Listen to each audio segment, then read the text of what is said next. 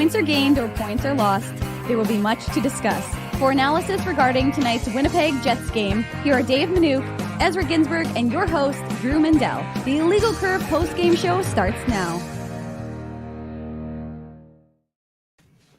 Good evening, Winnipeg. Good evening, Manitoba. For all those joining us live this evening on our YouTube channel and all of our social media platforms, we say good evening, universe, and welcome to the Illegal Curve post-game show. With Dave Minuk, I am your host, Drew Mindell, here to discuss the Winnipeg Jets being defeated by the Carolina Hurricanes by a 4-2 margin in downtown Winnipeg tonight.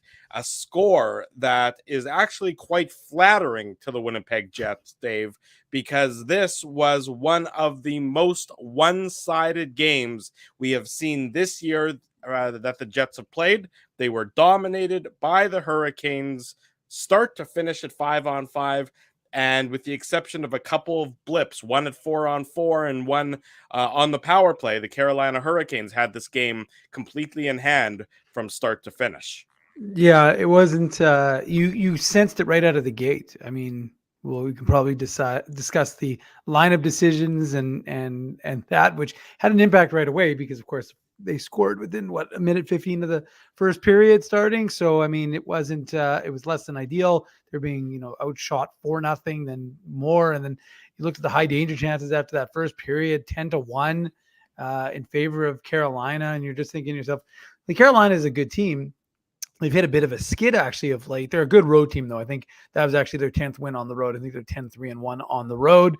So they've got a good team. But at the same time, I mean, this is you're supposed to be feeling good. You've won 2 games in a row, and you just are flat. You just don't have that you didn't have anything, right? Like you just really didn't to answer the bell. And Carolina dominated, Drew, like you said, for the most part, with the exception of a few instances. And the crazy part was the Jets were in the game. I mean, Jansen Harkins, and I'm fast forwarding a little bit, but Jansen Harkins is like inches away from making it a 3-2 Jets game, shockingly, because he took that pass from I think it was Dominic Toninato behind the net, yeah. and just put it, like I said, like a few inches wide. Otherwise, a 2-2 game, which shouldn't have been 2-2, could have very easily been 3-2, which would have been just remarkable given the way the game was going for Winnipeg. And I'm sure we're going to talk about the second Carolina goal. I mean, honestly, like I reviewed it, I thought it would be called off, but I don't really take anything for granted in the NHL. So the Jets had some opportunities. There's no question about it. But I mean, when you can't kill a penalty if your life depended on it, and if your power play looks the way their power play looks, and I just, I just keep coming back to the same thing. The one word that jumps out at me is selfish. They just are selfish. They stay on the ice for way too long. Power play 1 specifically, because they're the ones who are generally guilty of that infraction. But that just describes them. I mean, like I'm watching one of the power, not the 5-minute one, which again, like I jokingly tweeted saying, I think they should call Manitoba Hydro and report it a power outage because there's no power in their power play right now. But in one of the and they had opportunity, right? I mean, Ian Cole himself before he took the major, he had 2 minors. Yeah. So I mean, like the Jets had chances. Well, in theory, they would have had chances if their power play could do anything. And you're just watching these guys and you're thinking to yourself, you just killed a minute 35 and you're staying on the ice. What is going on? Like, it's just crazy. Like, again, if you don't have it, then get the hell off the ice and let the power play 2, who actually had some good looks, get them on the ice. But so it just wasn't a good game by the Jets. I don't know how you sell that game as a good game by any stretch because you were outshot. What was the final shot? Final shot total in the course of the game was 34-18. 34-18, yeah. And like I said, which is actually, I think, again, as I mentioned, flattering to the Jets. I mean, well, they had a bit of a push in the second. Yeah. But for the most part, it wasn't like it wasn't close by any stretch, right? So they had 11 shots at 5-on-5. Yeah. I mean, and I know there was penalties, but I mean, you also had a ton of power plays. So it's not like you were racking up shots on your power play either. They went 1 for 5 on their power play. Yeah, I mean, they just didn't generate any shots. They don't generate any opportunities. The penalty kill was abysmal. I mean, and I don't know. I mean, broken record.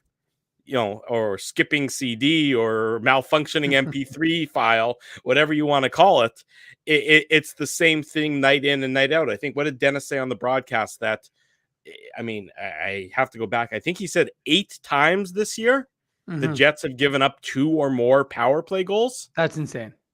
I mean, you're not going to have any success. I don't really care. And again, it just comes down to this. I mean, you watch Carolina's the second best power play penalty killing unit in the NHL, I think.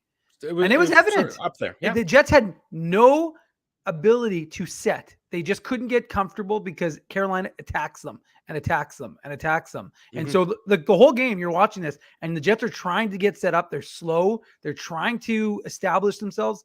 Carolina just gave that time. They were just like, go, go, go. Rob Brindamore, hell of a coach. He just got his guys working. And again, I don't know who's in charge of the penalty kill for Carolina, because oftentimes it's not necessarily the head coach, but you got to give them credit. I mean, they're aggressive, and they didn't allow the Jets to have any time to establish themselves. And as a result, the Jets power play looked abysmal, with the exception of the one they scored on. So yeah, it was not a great game by any metric that you want to, examine a game by.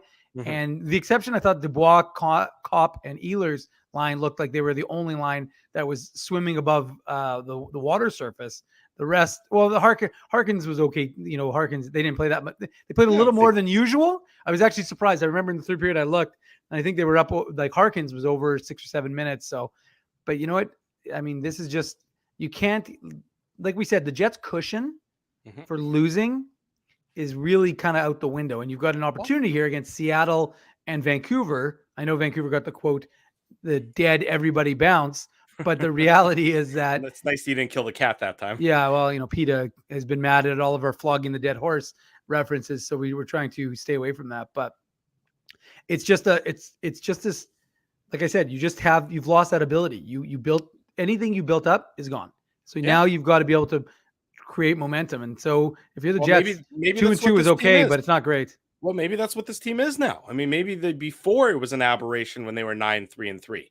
Maybe they are a 500 winning percentage team. Maybe, maybe they are a team that is going to be struggling tooth and nail to generate anything, and that they're going to have one good game, one bad game, one bad game, one good game. Maybe that's what they are. Maybe they are at a point in time, you are what your record indicates you are. And right now, this Jets team with tonight's loss is, I believe now, 12-9-4, if I'm not mistaken, on the season. And maybe that's just where, the expectations need to be. And is that good enough for, based on the talent that this team has on the roster? In my estimation, they should be better. Is that good enough for True North as an organization? Well, they seem to be satisfied with it. Well, I mean, right now they are. They seem to be, the owner doesn't say anything ever. Kevin Cheveldayoff doesn't say anything ever. Maybe this team is just content to be a little bit under 500 and hope that they're eventually going to, something will flip and they'll turn themselves around. I mean, the truth is, this was a 1-0 game, Dave, after 30 seconds in. Carolina scores. It's Jacob Slavin. And by the way, they had 2 chances just before that to make it a 1-0 game. And Hellebuyck I thought it's funny because I was I was doing the 3 stars tonight. I was thinking to myself, like, well, I got to give one to Colin Hellebuyck because he was terrific. He was terrific. He was terrific in the first period. He kept the Jets in the game on multiple different occasions. Right. I mean, think about the goals. The goals for the Hurricanes came on 3rd or 4th chances, a lot of them. Oh, for sure. What do you expect from a goalie? The goalie has to make the first save, and you want him to have good rebound control. And he did. But after the 3rd or the 4th one, I mean, the goalie at some point in time, can't be blamed for these. These weren't Connor Hellebuyck. Oh, no, look at this game. Sorry. Go ahead. I was going to say, the Jets started this game. I mean, you start when you take to the ice and you have guys playing out of position and you have defensemen who are playing on their off wing that they've never played before for reasons I can't articulate. There's zero reason for it. I mean, you are giving your team, you are giving your team a handicap to start.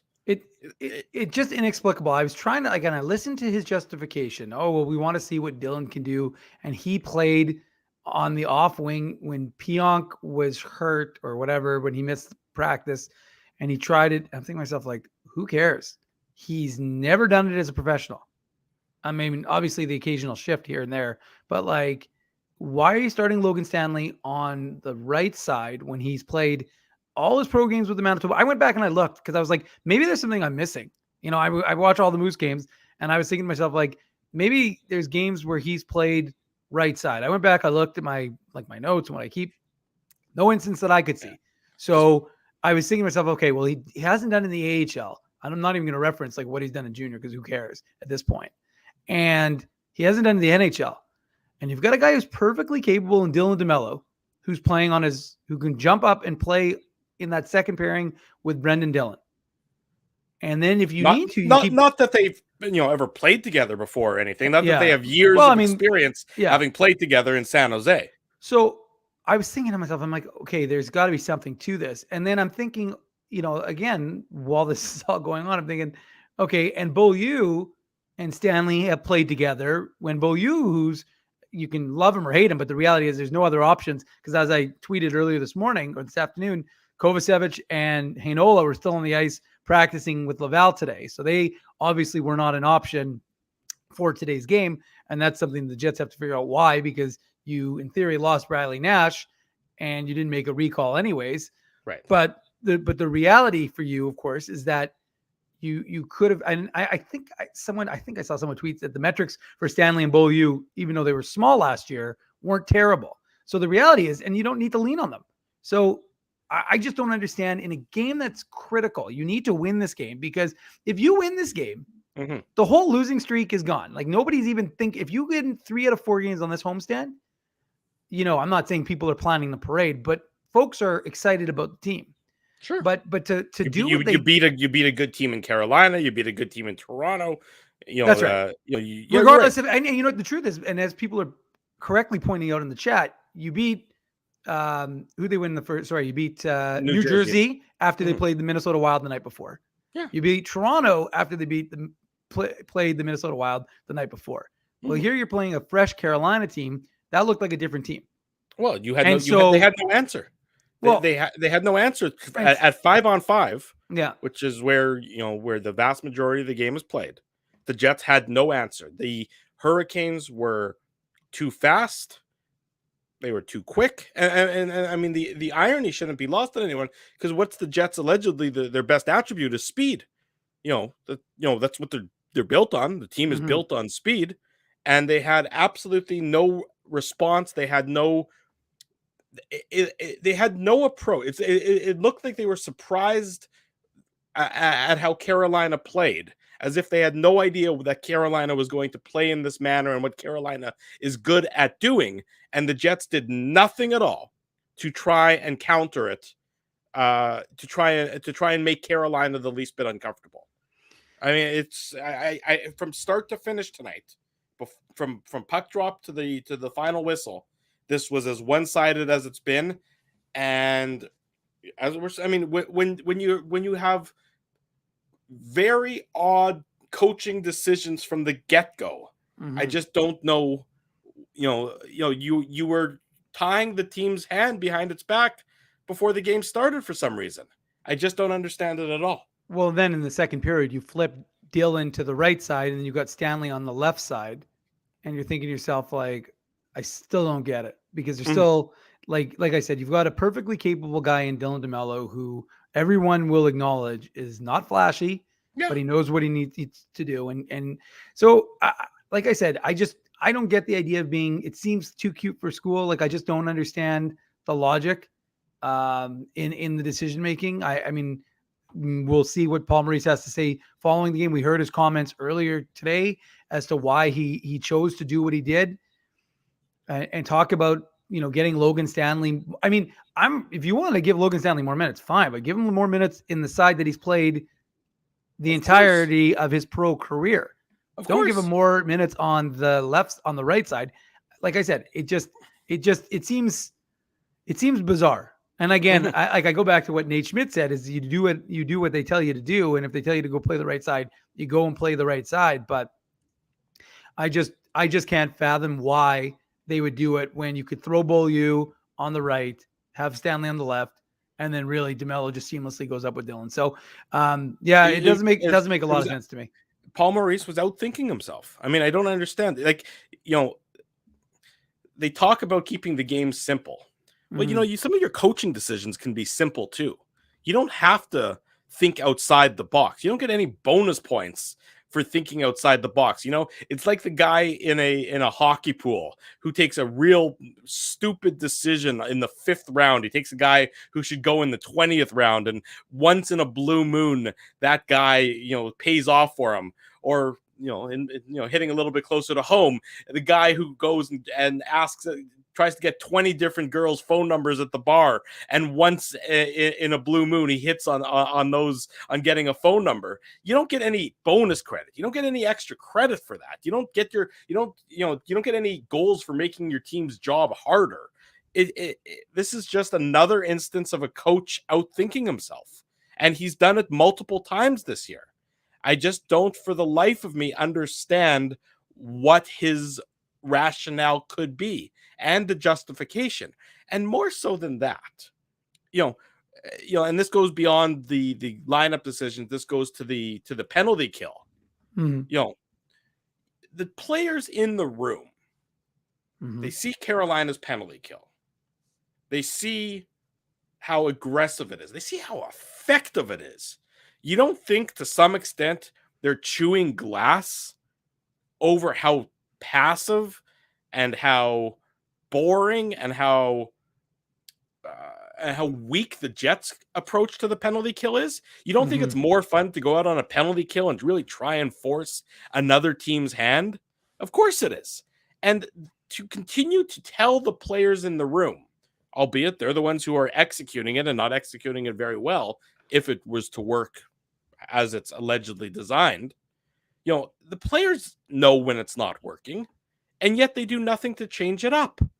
It's just, it is the definition of insanity. We talk about it. We use that cliche more than once because multiple games this year. I think 8 games is what Dennis said. The Jets have given up 2 goals or more on the PK. When you give up that much on your PK, when you're giving up at least a goal a game on your PK, it seems, it's really a problem. You're putting your team in trouble already. I just don't understand. I know people are beaking me a little bit in the comments section that I'm saying the same thing that I've been saying for a while now, and I agree and I acknowledge that. And it's nice to see so many of you. I had the pleasure of meeting Jet Oil Tom in person earlier this week, so that was always great. It's always great when I get an opportunity to meet some of you live and in person, put a face to name and that sort of thing. But this penalty kill just needs to be absolutely you have to start over. You just have to start over with it. And I know you don't want to do that in the middle of the season, but what are you going to do? Are you going to go 82 games with this horrendous penalty kill and not change up the personnel and not do anything to make it better? It's no wonder that they give up a goal every game. The penalty kill approach is lousy. The personnel on it aren't doing a good enough job. Now, it's a chicken or the egg argument? Which one is it? I don't know. I suspect it's the approach. Right now, the players you have that are allegedly trying to implement the approach, it doesn't work. So you can't change all the players. You might have to change the approach. And I know that's not necessarily the easiest thing to do in the middle of the season, but you find a way to do it because you mean like walk down the hall to the Manitoba Moose and say, so you guys have the second best penalty kill in the American Hockey League. Yeah. What are you guys doing different when you watch us? I mean, Eric Dubois talked about it, right? He just talked about, not in a negative manner, just talked about the differences, how they slightly changed their penalty kill. I mean, like I said, the Jets have access to this, and they could have one of their penalty killers. They could have David Gustafsson very easily, not very easily right now, but they could, because of course we'll have to talk about, Neil Pionk, and he's in concussion protocol. So we don't know what that's going to mean in terms of salary and salary cap right now, with obviously Riley Nash being put on waivers yesterday and then being claimed by Tampa today. That frees up about $1 million. So The Jets have about $1 million in cap space, so they can call really any of their prospects. Obviously, it's going to be a defensive prospect because, provided they got through the game healthy. Pomeranz didn't even indicate whether he was going to call someone up before the Seattle game. No, it sounded like he said he wasn't going to call anybody. Well, he left it ambiguous, shockingly. Yeah. He left it ambiguous. So it may be that they do. He said it would depend on the health and how they got through tonight's game.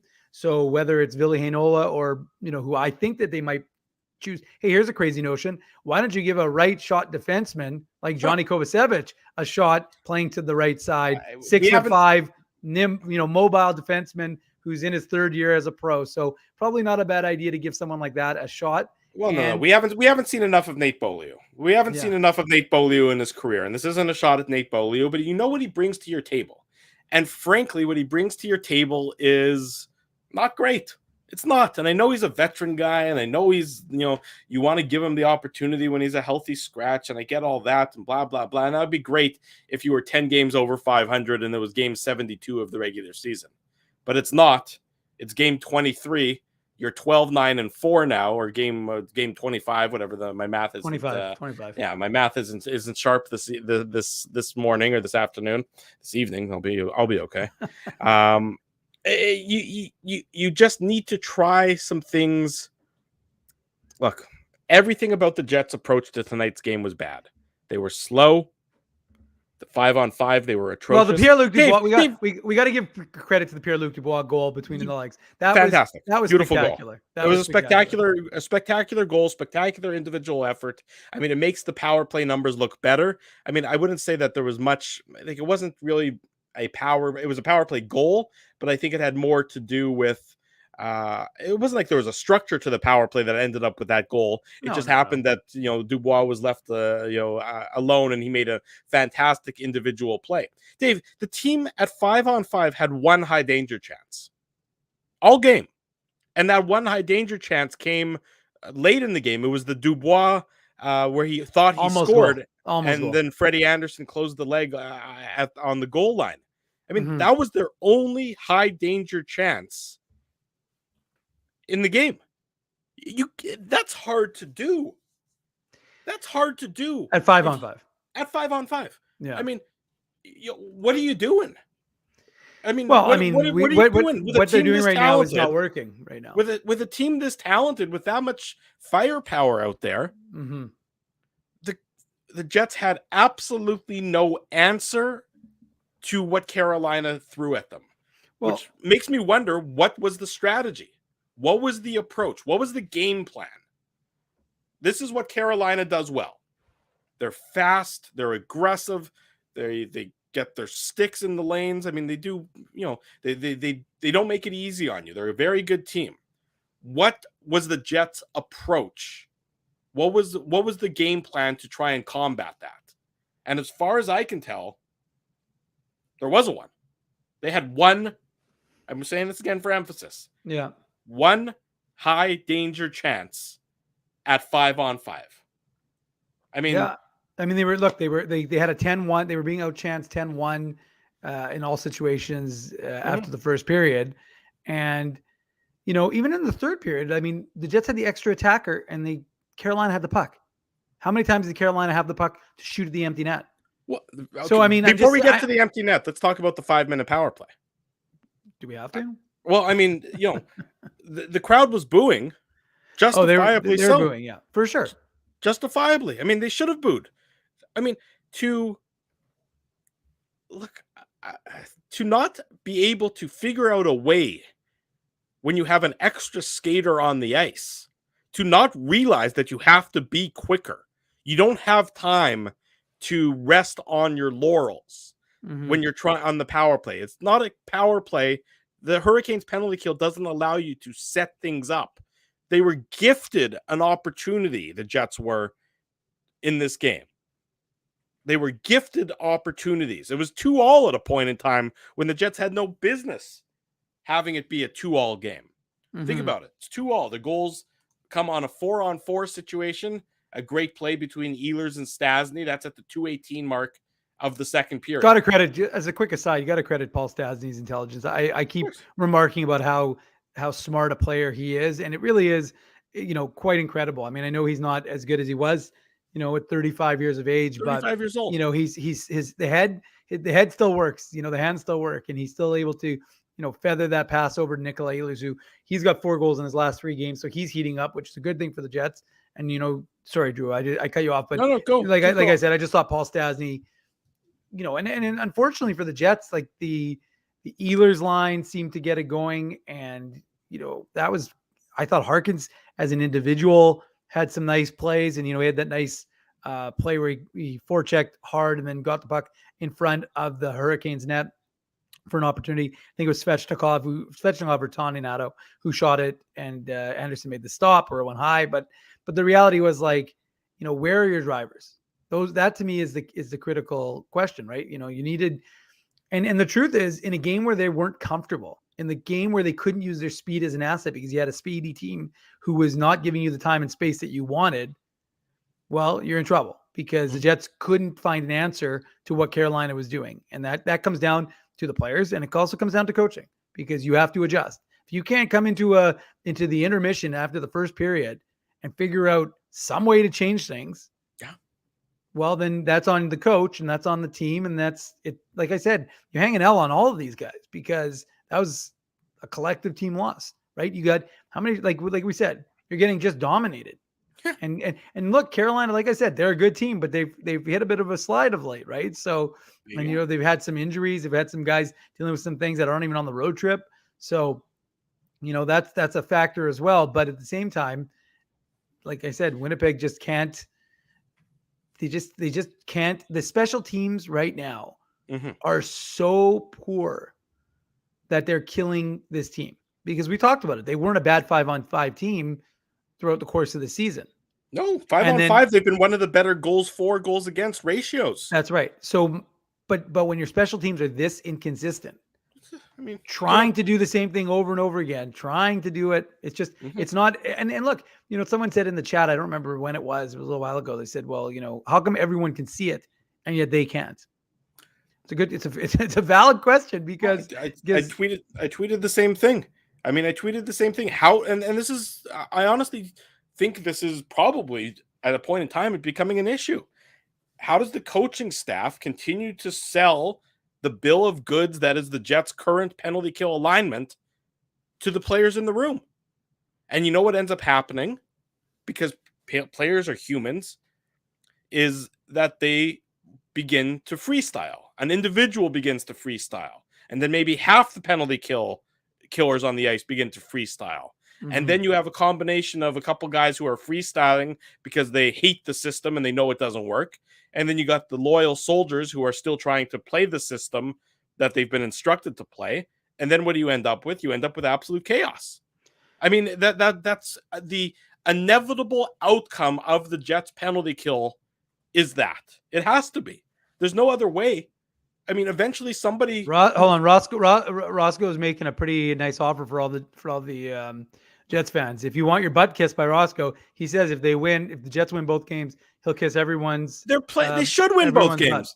They're playing against Seattle, and they're playing. Just remember that, though, folks. If you're interested in Roscoe's offer. I mean, the next 2 games are against Seattle and Vancouver. Well, Seattle and Vancouver are at the bottom of the Pacific Division. 9-14-2 is Seattle. 9-15-2 is Vancouver. Kenny's Waterball Drew agrees with you, by the way. I'm glad. This is the Winnipeg Jets were allegedly coming into the season. Everyone had high hopes for them. People in Winnipeg had high hopes for them. People outside of Winnipeg said, well, that should be a better team. Things should be better in Winnipeg. This is a team with a lot of talent. They've improved the back end. At a point in time, something has to give. And I understand that loyalty is important to True North, and that's an admirable quality. I get it. Loyalty is great. Loyalty in the world is in short supply, and it should be, it should be applauded when it's applied properly. At a point in time, though, it's also a results-oriented business, and the results are atrocious, particularly with the special teams. And you fix the special teams for this team, particularly the penalty kill. I'm not as worried about the power play. You fix the penalty kill, And what happens? All of a sudden, a goal or 2 goals a game come off of the score sheet. And you're in a much better position to succeed. Yeah. It's not, I mean, I'm not saying anything that should be very difficult to comprehend. It's just a matter of the people in charge have to get over themselves and check their egos at the door and figure it out. They have to say, enough is enough. What we thought was going to work is not working. There's no sign of it working. It's not that we're close and it's just going to break through one day. They're fully healthy. This is their penalty killing units that they want. There's no other forwards that they're missing in the lineup, and that's why the penalty kill's struggling. It's just a bad penalty kill. Fix it. Or it's going to be like this all year. Yeah, I mean, at this point, you really don't have another option because you're not going to. We were talking to Jeff O'Neill, right? And when there's the guy who scored a lot of goals in the NHL. And what did he say? You're not going to get it done with that kind of special teams. Yeah. You don't need it. And we've talked about it. You don't need to be a top 10 special team, whether it's power play or penalty kill. But you can't be 32nd or 31st or 30th. It's just not going to work. Yep. So the reality for this Jets team is you got to figure it out because it isn't getting better. It's just getting worse. And like I said, to me, the word that comes like the power play, let's talk about the power play. It's selfish. I'm just watching, first of all, you talk about it and we talk about in-game adjustments. You see that Carolina isn't going to give you that seam pass. So why are you still making it? How many times did the Jets try and make the seam pass today and it wasn't there? And it got blocked and the puck gets out of the zone and you can't set up. It's just it's not there. Put something on the net. You're not in a position right now to be pretty. You're not in the position to have 5 guys touch the puck and score a power play goal. You're not. You just can't. Your power play is not good. Yeah. So you need to fire it at the net and, throw a guy throw Adam Lowry in front of the net. Throw Pierre-Luc Dubois in front of the net. I know they have, but I'm just saying, get someone in front of the net and then hope it goes off their ass or their face or whatever and goes in the net and you start to feel good about it. Because right now, like I said, the especially against the penalty killing unit, and they knew this. I mean, obviously these guys do a pre-scout. They knew that Carolina's tendencies. They know how aggressive their penalty kill is. So that you don't have the time to set up. You don't have that luxury. And yet the Jets still acted as if they did. And as a result, I mean, they looked ridiculous. 2 shots on a 5-minute major. I mean, first of all, the 5-minute major could have been very bad for the Winnipeg Jets. They're very lucky that Mark Scheifele, and you don't know if that's adrenaline. So I haven't seen anything on Twitter. I don't know anything because obviously we started doing the show right away. But yeah, it looks like they managed to avoid something potentially disastrous when Neil Pionk looked healthy. Neil Pionk looked healthy at the end of Sunday's game. Well, but we're not talking about his knee though. We're talking about he got kneed in the head. I mean, that's a little different. Right, but I'm saying my point is that sometimes injuries, concussions concussions more than ligament injuries. Yeah, could take Scheifele could very easily wake up bruised or sprained tomorrow. Sure, after that hit, of course, but it was dangerous, and it was just you saw what Cole tried to do, but I mean the reality was he still hit him with the knee on knee, so not a good look there. But you have 2 shots on the power play on a major in a game that it's not out of reach. It's 4-2. No, it's 4-2. And I know fans are upset about the second Carolina goal, and quite frankly, I actually didn't think it was going to be a goal. I thought Aho totally interfered. I'm guessing, and I don't know if they're even going to do a ruling, but I'm assuming they'll say that Morrissey pushed Aho into the crease. And that's why, even though Aho made contact with Hellebuyck in the blue paint, it won't. Do you want I got the Hellebuyck quote. He spoke post game. So here's Connor Hellebuyck. He was asked about his view of the Hurricanes' second goal, which was reviewed and called a goal on the ice, and then after the review. Here's Connor Hellebuyck, quote, "It's goalie interference. I've read the league's explanation about it. They called it a loose puck. The rule states that on a loose puck, the player and goalie, if they're both trying to go for it, there's allowed to be incidental contact. But that wasn't incidental contact. He drove me through, and he didn't get the puck until he turned me 90 degrees. Yeah. I don't want to say I had it fully covered, but it was jammed on my pad by my doing, and it only came free once I was spun fully around, and his stick was in my knee and not allowing me to do anything. I was rendered useless. So for me, that's goalie interference. If it's puck first, I'll allow it, but it wasn't puck first. Yeah, and I agree with Connor Hellebuck. I mean, sometimes Connor Hellebuck says some wacky things, and you're like, but that seems reasonable to me. And I that upon my visual from the arena and then watching the replay numerous times, I would agree. I thought like I said, I tweeted it out saying that's going to come back when I watched the replay numerous times, because I was like, of course, with the caveat that you never can tell with the NHL refs, but look, they reviewed it. They said that it was good. And then you're thinking to yourself, okay, now not only do the Jets have a goal against, but now they've got to kill a penalty because they get a delay a game call after the review doesn't go their way. And they managed to kill it off. And so, it was abbreviated because Carolina. Right, because it was a 4-on-4. No, I know. Yeah. But it was the Trocheck trip on in the DeMello, I think. It was on DeMello. Yeah. So the truth is that you avoid, right? Like so you're getting an opportunity. It was bad, but you kind of build on that a little us against the world mentality. But like I just said, the special teams are going to maintain this level of play, you just aren't going to have success, because I mean, they may not have had their best 5-on-5. They didn't have their best 5-on-5 game. I'm not pretending like they did, but generally, as we've said throughout the course of the season, they've been a decent 5-on-5 team. But it doesn't matter, because even I don't care that the playoffs are going to be a different animal and that power plays aren't going to be called as often if they get there.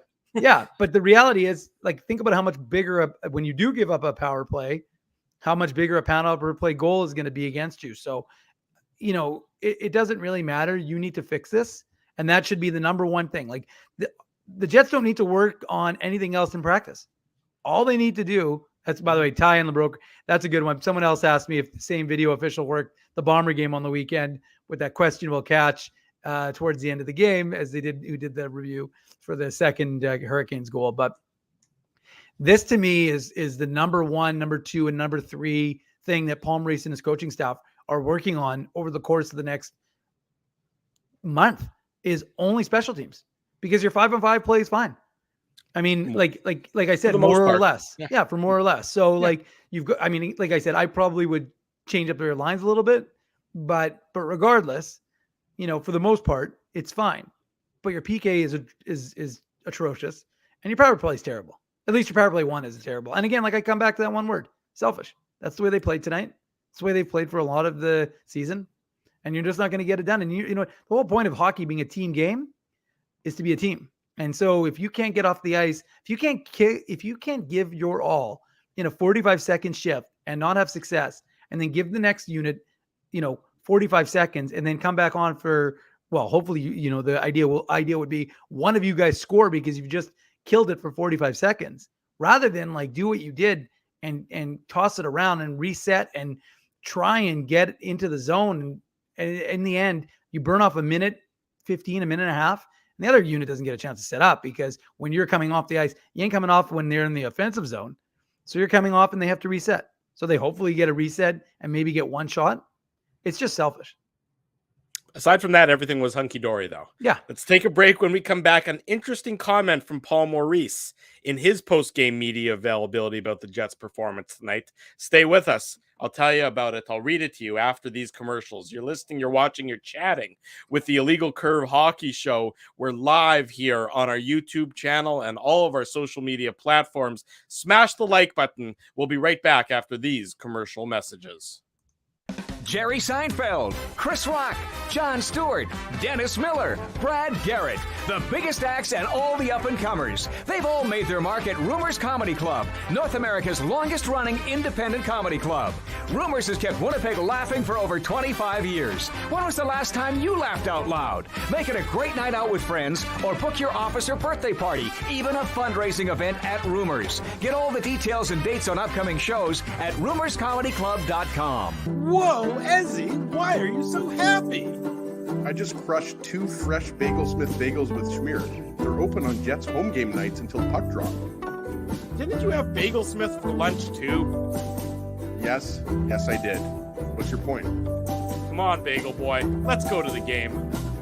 Bagel Smith is Winnipeg's first and only Montreal-style bagel shop located at 185 Carlton Street. Visit bagelsmith.ca. He winds up. Oh! Whoa! Looks like Ezzy took that one right in the choppers. A blistering fast puck hurts like HE double hockey sticks. That's why I let the pros at Linden Market Dental Center turn my yow into Wow. Get your brilliant smile back with state-of-the-art restorative and cosmetic dentistry from real pros. And remember, always wear a mouth guard. Now that's solid on ice advice. Learn more at lindenmarketdentalcenter.com. Creating smiles for life. Whoa, Ezzy, everything okay? You look stressed. Of course I'm stressed. We're moving, the house is upside down, the kids failed miserably at packing the fine china, and my life is in chaos. Chaos! Yes, that does sound like a problem.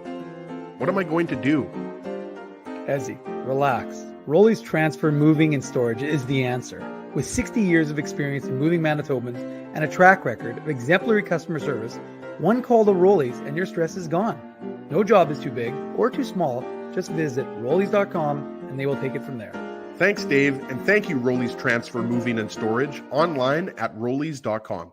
Hi, it's Drew from Illegal Curve here. Selling your home can be stressful, but it wasn't for me. Thanks to my friends at Zappia Group Realty, they made the process so easy. My home sold within 48 hours and with multiple offers. Zappia Group Realty took care of everything with their exquisite customer service and attention to detail. If you want to sell your home for more in less time, get started by talking to Frank and Mauro Zappia of Zappia Group Realty. Online at zappiagroup.com.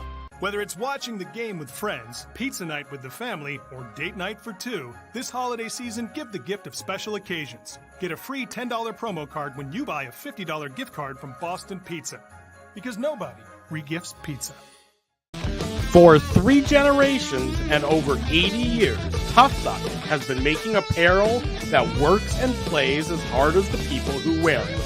From jackets to work boots and everything in between, Tough Duck's clothing can handle the harshest environments, even the Illegal Curve hockey show.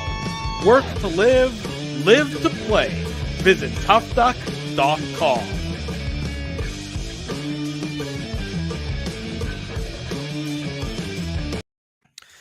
Tuesday evening, welcome back. This is the Illegal Curve post-game show. Drew Mandel, Dave Manouk with you. People asking about Mr. Ginsburg. He's got the night off. You all should have Ezzy's agent. We need to clearly recalibrate the arrangement we have in what's going on, Drew? Situation.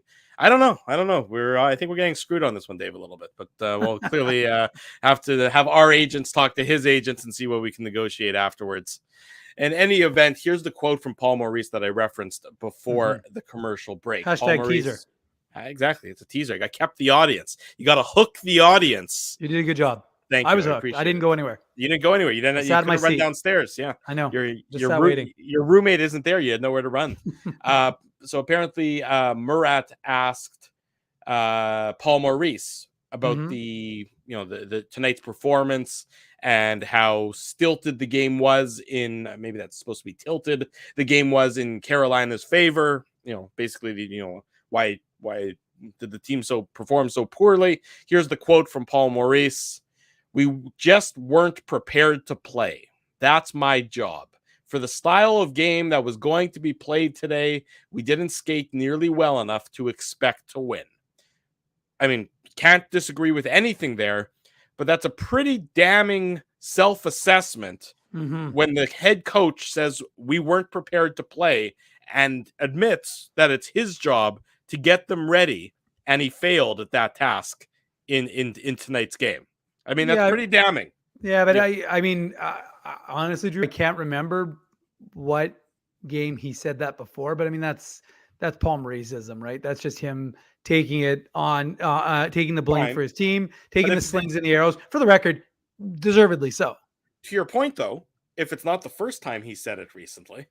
No, I never said recently. I'm saying that's a quote I've heard him say in the past where he wants to take the responsibility for his team's performance and put it on him.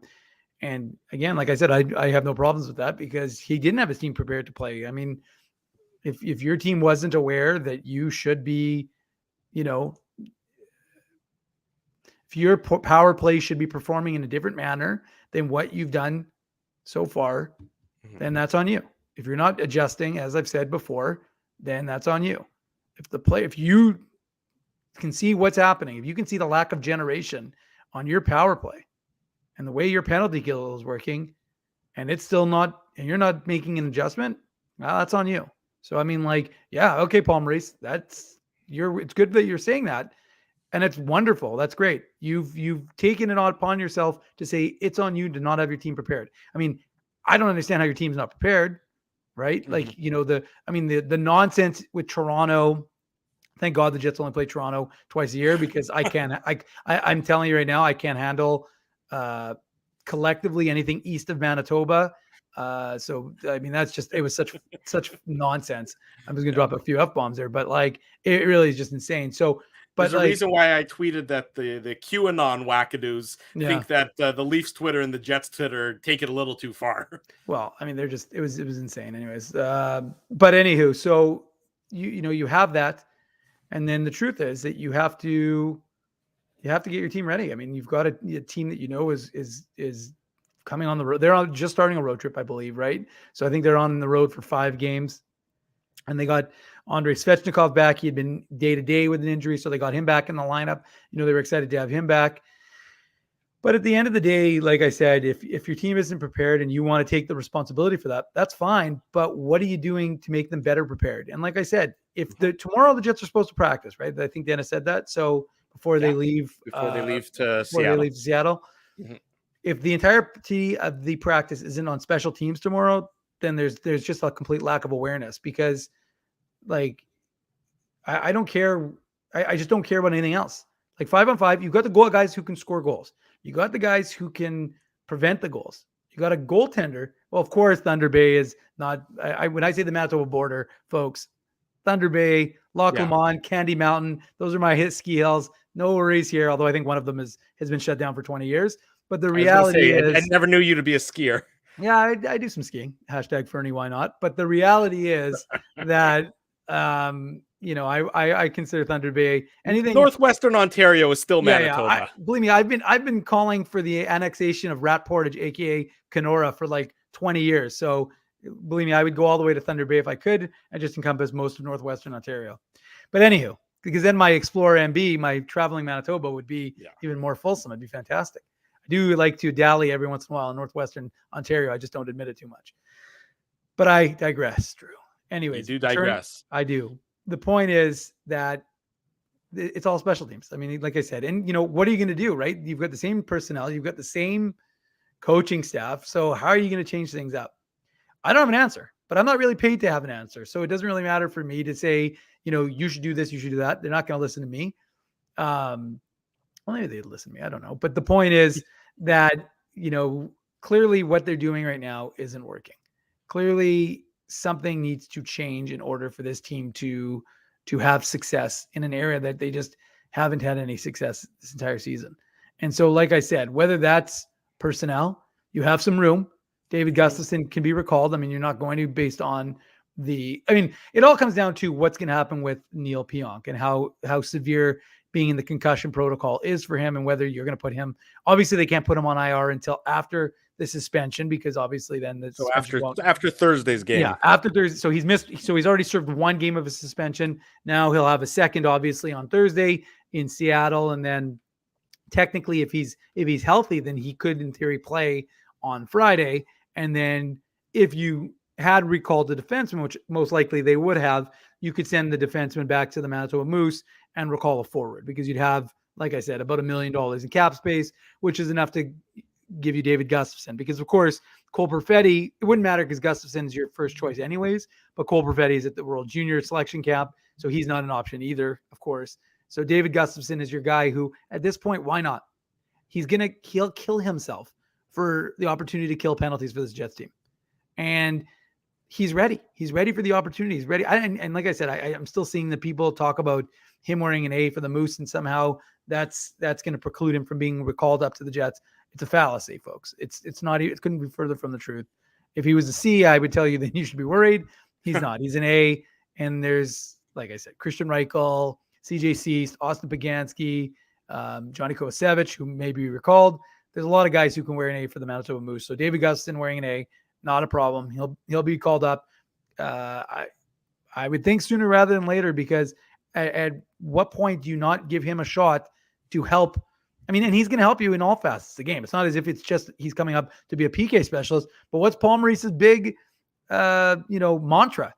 If you're going to play in the NHL, you have to be good at more than just 5-on-5 play. Well, David Gustafsson he's actually good on the power play as well. He's not going to get power play time. Although, you need a guy to stand in front.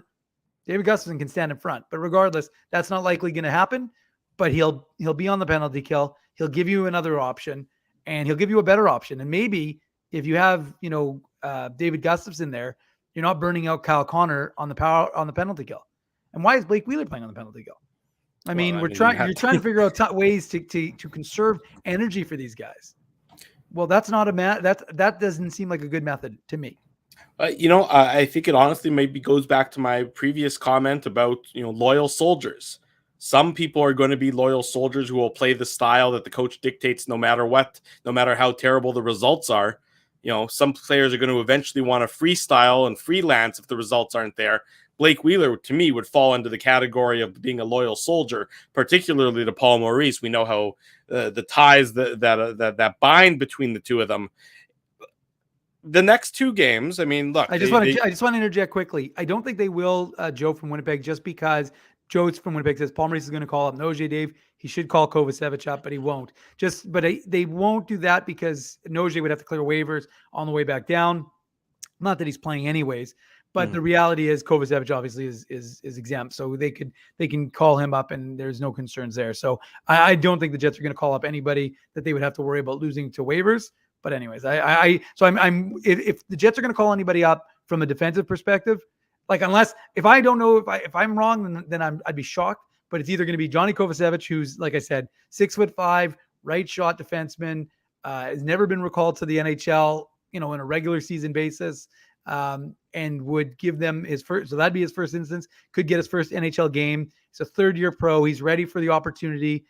Been like a stalwart on the Moose top unit for quite some time, usually paired with Dylan Samberg on the left side, although obviously with Dylan Samberg having the high ankle sprain, he played with Jimmy Olney, a little bit with Ville Heinola. So it's either going to be Kovacevic, the 2017 third rounder, or Ville Heinola, the 2019 first rounder. He's also ready to be called up to the NHL. So, I wouldn't think that the Jets are going to lack from either. But again, because the right side guy in Pionk, who is suspended / potentially injured, that you're going to have to deal with. I would think that you go more with him. But like I said, and especially because they didn't even use Beaulieu on the right side, right? So you'd think they want to, again, like I said, it's all kind of chaos. But I would think it's going to be one of those two defensemen. And, you mentioned Pionk, and there's some questions, about the Jets putting Pionk on injured reserve. If they put him on injured reserve, then the suspension doesn't apply. So he's sat one game of the suspension tonight. Yeah. I wouldn't be, who knows how he's feeling, but they would be eligible or to put him on injured reserve. Not eligible because they could do it at any time. But if they put him on injured reserve, it'll happen after Thursday's game because his 2-game suspension will have been served at that point in time. And then they have a little bit more flexibility with regard to the roster. But although they wouldn't be able to do it retroactively. They say that again? They wouldn't be able to do it retroactively, of course. Right. They wouldn't be because of the suspension factor. But that's why they haven't put him on injured reserve, or why they didn't immediately put him on injured reserve, is it allows him to start, it allows him to serve the suspension while he was going to be out of the lineup due to being in concussion protocol anyway. But if it's going to be a longer term concussion protocol situation, then, they might go back and try and do that after Thursday's game in Seattle. I think Thursday and Friday's games are important, Dave. Mm-hmm. You have the Jets against two teams that are, at the bottom of the Western Conference. Mm-hmm. The last time the Jets played a team at the bottom of the Western Conference, they lost to the Arizona Coyotes. That was 8 days ago. That was last Monday. These are not games that, that you can afford to have a blip. This team has no more blips. There's no more blip allowance for this Winnipeg Jets team, right? Because of the way they've played over the last 3 weeks, over the way they've played over the last month.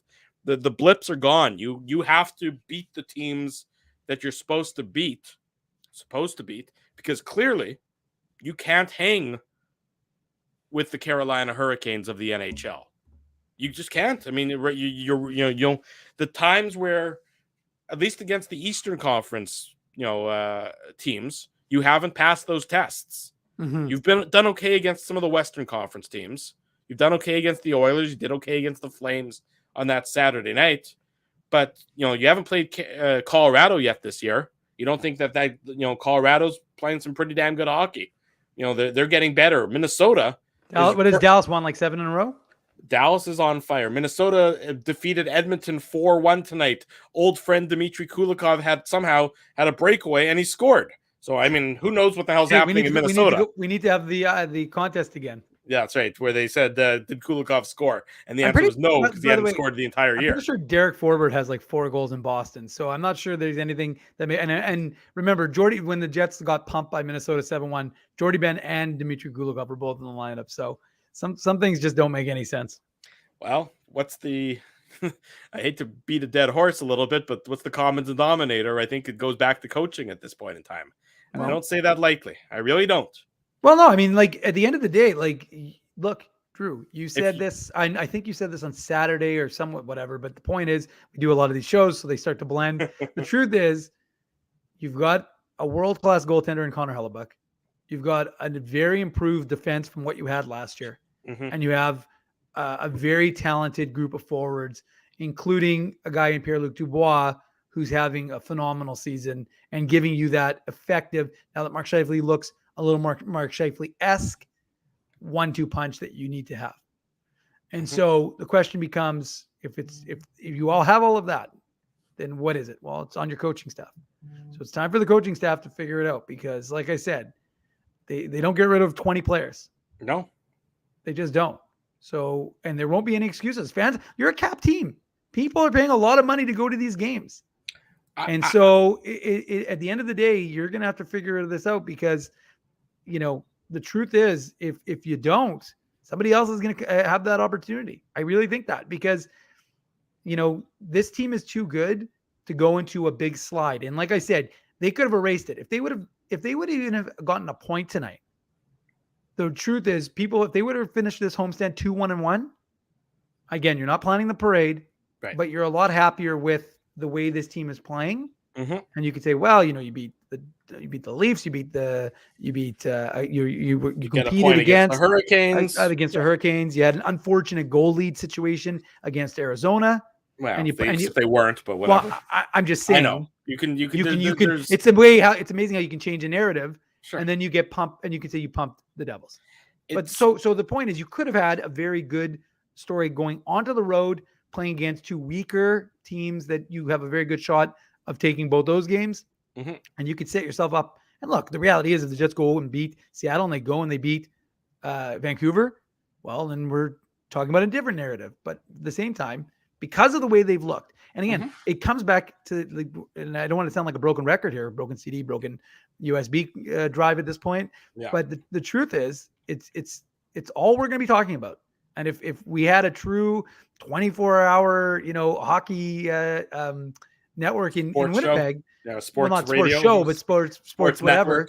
Yeah. The reality is, all people would be talking about right now is the special teams and the lack of speciality to those teams. So it's a valid concern. And like I said, from tomorrow's practice, we'll find out, and everyone in the chat is going to find out, because you're going to you're going to go to illegalcurve.com after you read the morning papers, and then you're going to read the practice report, and you'll find out if the Jets did in fact work on the penalty kill, and work on the power play. Well, on Friday night, it'll be the battle of the 2 worst penalty kills in the league, with the Canucks and the Jets. And before the Jets visit Vancouver, they head to Seattle for their inaugural matchup on Thursday night against the Kraken, which means it's going to be a couple late nights for the IC post-game shows, but we're still going to be at them. Join us on Thursday night, right around probably 11:40 p.m., I think, Central Time, right about that. It'll be 9 o'clock puck drop, so about 11:40 on Thursday night, 11:40 again on Friday night, and then bright and early on Saturday morning, 9 a.m., with the Illegal Curve Hockey Show here on our YouTube channel. If you haven't done so already, smash the like button. We always appreciate when you do that. Subscribe to our YouTube channel. That way you get alerted each and every time we go live here on our YouTube channel, be it with the Illegal Curve post-game show or the Illegal Curve Hockey Show. And as Dave so eloquently mentioned, of course, illegalcurve.com. always has your latest Winnipeg Jets news and audio, including all of the post-game coverage following tonight's defeat of the Winnipeg Jets 4-2, a handy victory for the Carolina Hurricanes, who took the Winnipeg Jets and really showed them who's boss. And it wasn't Tony Danza. It was Rod Brindamore and the rest of the Carolina Hurricanes doing a phenomenal job against the Jets tonight. I'm reliably informed that Kenny and Rennie have began. So if you want to check them out, if you want to keep the post-game conversation going, if you don't have the fury out of your system, head over to Kenny and Rennie, check out the post-game show. But before you do that, as I mentioned, be sure to smash the like button. We want to say a big thank you to our sponsors. Oh, well, hold on, Drew. Before we do, we got to welcome our newest sponsor. Yes, of course we do. We have a new sponsor, and I got to tell you, like, I love all of our sponsors. Yeah. But this one really hits home to me. This one is our newest sponsor, Grid Park. And Grid Park. The good people at Grid Park. Yeah, and they have an app that allows you to book your parking spot for games in advance. So you download the app. We're going to have some specials with it, and we'll have more on hopefully the Thursday or Friday show. But you can book your parking spot in advance. It's a lot cheaper than a lot of the other lots around, Canada Life. And it's hilarious because when I was talking to them, I said, like, this is me not blowing smoke, but like, I could use your app more than anyone because I'm constantly driving around looking for a parking spot. And so their app really kind of helps you avoid that. And you can, like I said, you can do it well in advance too, which is kind of cool. You don't even just have to do it 24 hours in advance. You can do it well in advance. So we'll have more about that. We'll have a commercial. We'll have some info on that. And you can watch for it on our Instagram. But we want to welcome Grid Park to the Illegal Curve family. And so welcome aboard Grid Park. And for more information on Grid Park, you can check them out online, parkwithgrid.com, or as Dave mentioned, you can download the app in your favorite app store, and much more information of our friends at Grid Park to come in the coming shows and days and weeks, etc. With that, we do welcome Grid Park aboard. We also thank our current sponsors, Rumors Restaurant and Comedy Club, Linden Market Dental Center, Zappia Group Realty, Bernstein's Deli, Tough Duck, Bagelsmith, Boston Pizza, Seagram's, and Rolly's Transfer. All of these great companies support Illegal Curve Hockey, so we encourage you to support these great companies. You see how it is. It's a symbiotic relationship going on there. If you have a company, if you know of a company that should become a sponsor of the Illegal Curve Hockey Show, get in touch with us. Drew at illegalcurve.com, Dave at illegalcurve.com. We're always interested in welcoming more people aboard to our post-game show and, of course, the Illegal Curve Hockey Show. That's it for this Tuesday night. We'll be back Thursday night and Friday night with the Jets in Seattle and then the Jets in Vancouver. As a reminder, illegalcurve.com has all your latest news. Smash the like button, subscribe to our YouTube channel, subscribe to the podcast. It's available wherever the best podcasts are available. Leave us a comment, rate us, review us, let us know what you think of the show. We always appreciate the feedback. Thanks to so many of you for joining us on this Tuesday night following the Jets and the Hurricanes. For Dave Manouk, I am your host, Drew Mandel. Until Thursday, right around 11:45 p.m., we wish you a good night and good luck.